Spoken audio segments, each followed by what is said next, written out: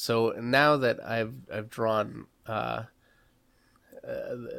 male body um, pretty much completely, we're gonna move on to the female body. And the female body, um,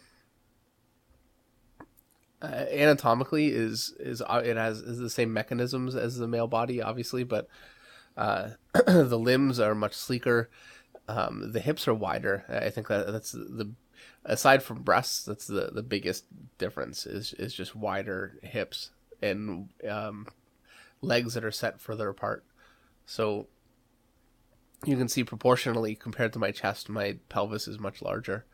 I always define the breasts with little circles where I guess the nipples would be, but I do that actually because it gives me a center point where you can see I've drawn lines, um, like a grid. It makes them volumetric for me rather than just flat circles on the chest.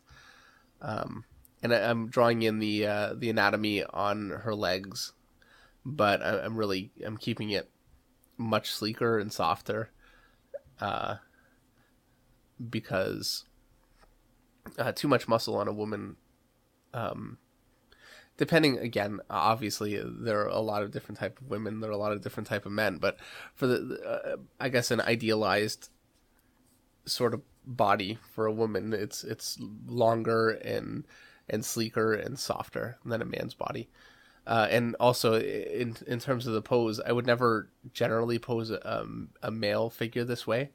You can see I've got the whole figure has a real curvature to it, from top to bottom, and the hips are angled the opposite way from the chest, and she's got her hips, you know, pushed out, and it's much more of a um, it's much more of a feminine posture. So here's the female body from the side. Um,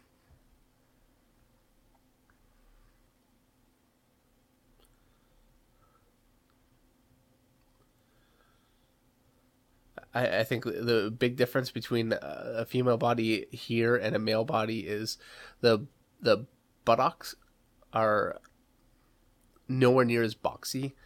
They're longer and sleeker, and the hips again are a little more accentuated, but it's not quite as visible from the side. The most important thing is just not having such a muscular rear end.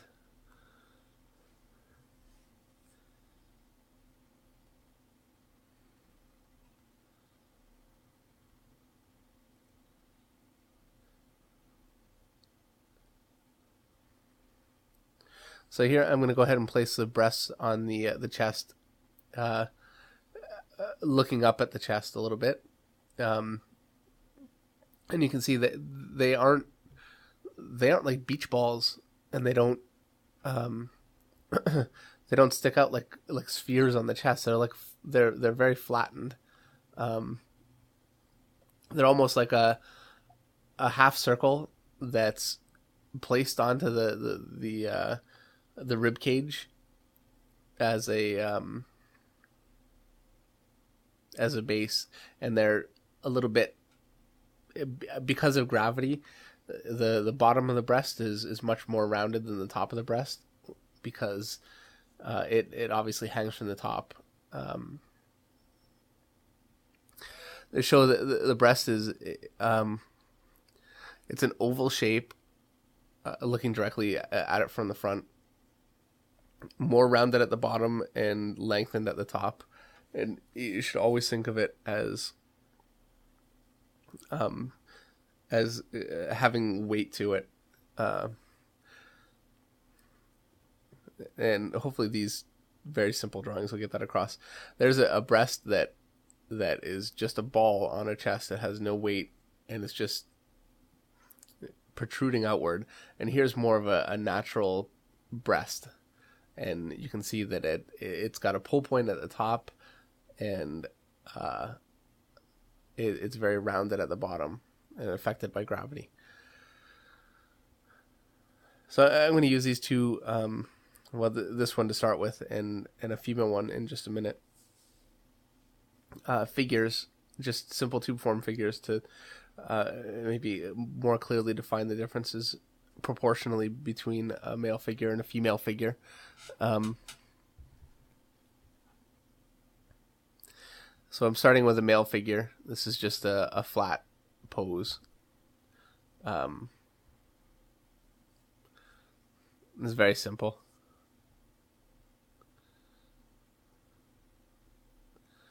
And now my female figure has a smaller chest already, you can see, than the male figure. And the head will be the same size. I'm going to make them the same height. And the pelvis is going to be a fair amount larger in comparison. And you can see actually the stomach area is smaller as well. So, and the fact that the chest is smaller and the stomach is smaller, it actually accentuates the size of the hips, which are larger. So it really makes the hips look even larger in comparison. And the swelled hips, the wider hips, make the I guess there are a lot of different ways to draw women. I tend to like them not huge, but not very, very thin either. So with a little more meat on them, and that's how I'm drawing this one here.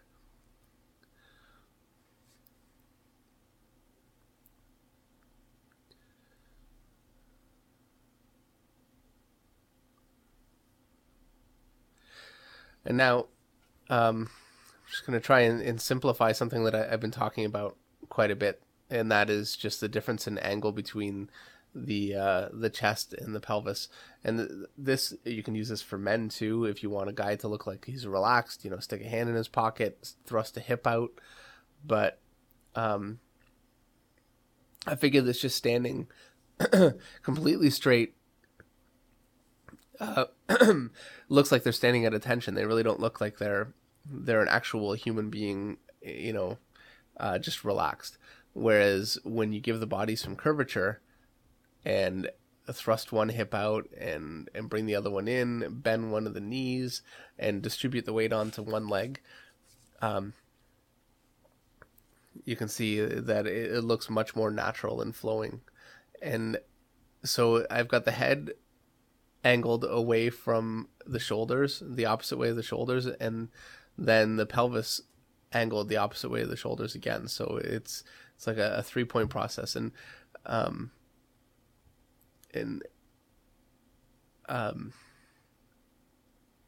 that kind of thing I think is very important to body dynamics.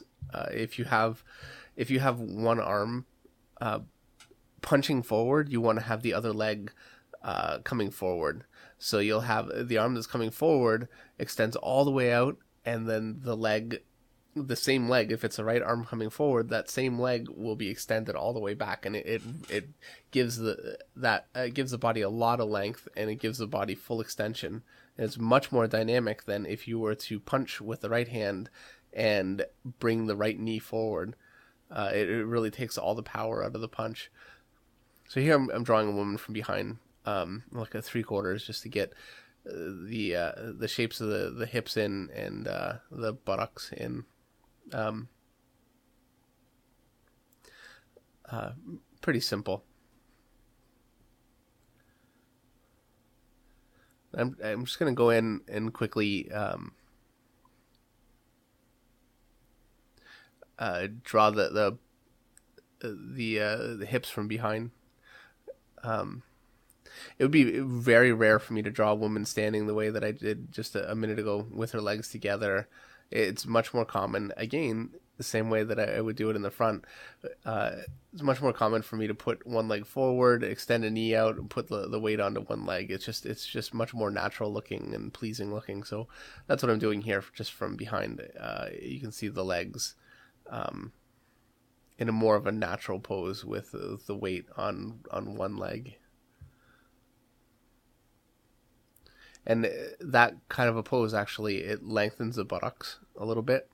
And it makes it look much more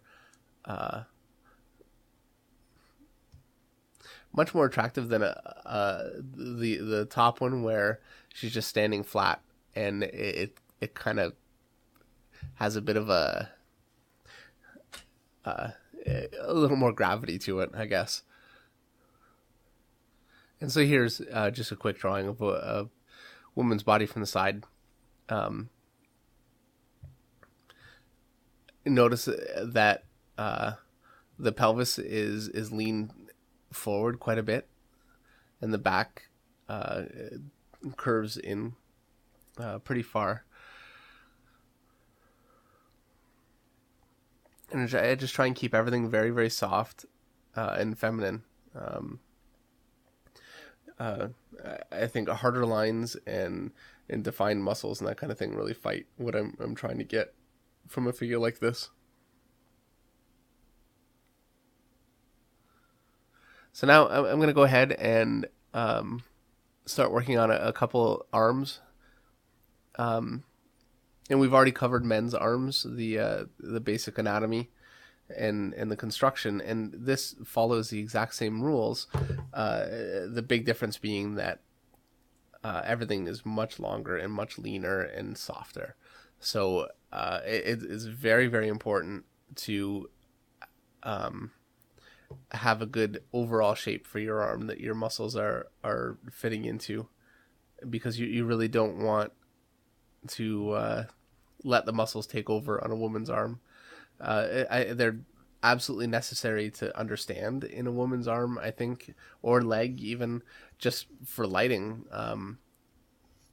But even the lighting that you use, you really don't want to have the same kinds of striations and same kinds of same amount of detail that you would put into a man's arm. So here's a woman's arm from behind. You can see, again, all the same muscles apply, all the same shapes are there.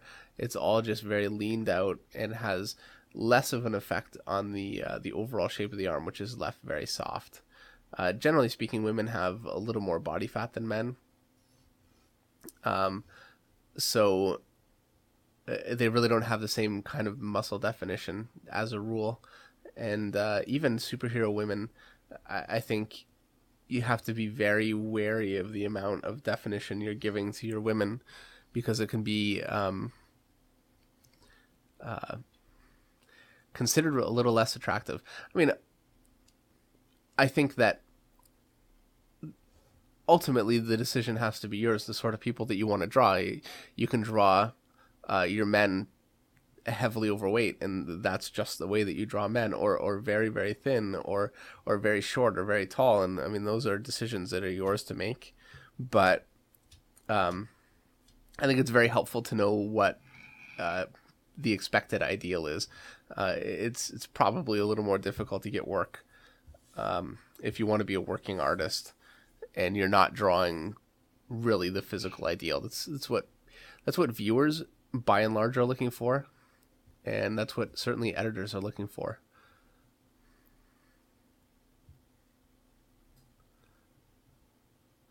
So I've just drawn a man's head and neck, and now I'm drawing a woman's head and neck, and very simplified, but I just want to get across quickly the difference.